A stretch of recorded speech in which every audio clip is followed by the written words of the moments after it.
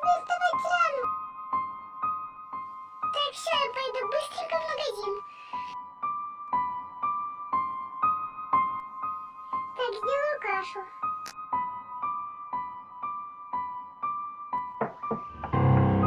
Думаю, не зомби стучит.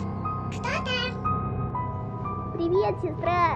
Как ты дошла до сюда? Ты не заражена? Не, принеси мне поесть. Фух, сейчас принесу тебе поесть. Спасибо.